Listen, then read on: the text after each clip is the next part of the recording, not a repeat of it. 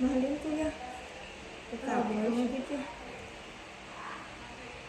Kung sarap lang ng isang pan, pati setan, o Japon lang doon.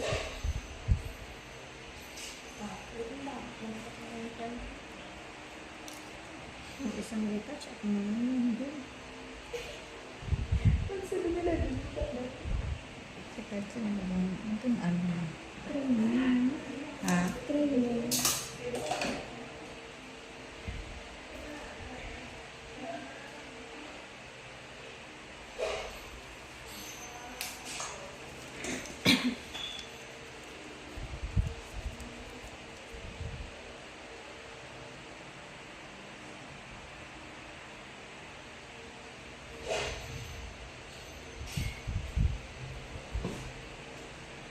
Ay, sasabihin.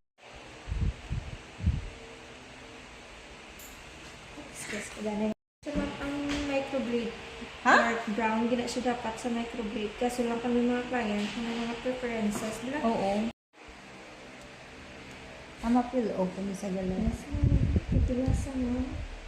Will ink man siya. Alapilasan galigang. Oo. Una-ag na tawag siya microblade. Kaya gina-blade siya nga. Alala. Pero wala ako ba sakit sa basi karon pa ni sa gabing sakit. Wala na ba siya dyan? Hala. Pero po sa process mo, wala kang idea. Wala. Napakilay ka dito na idea. Diyos ko, madugo na gali. Oo nga, kaya ginapilasan siya. Pero hindi mo siya silingan. Dugo. Normal lang na namin na dugo.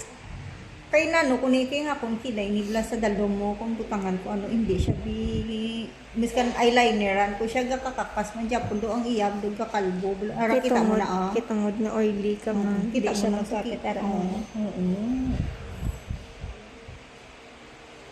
Gina-absorb sa skin.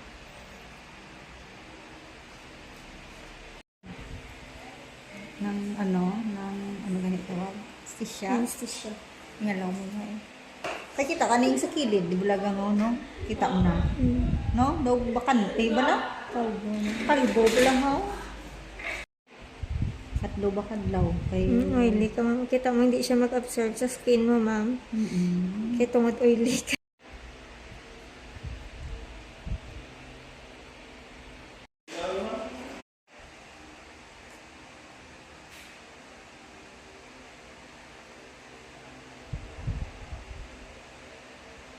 Seventeen shots, no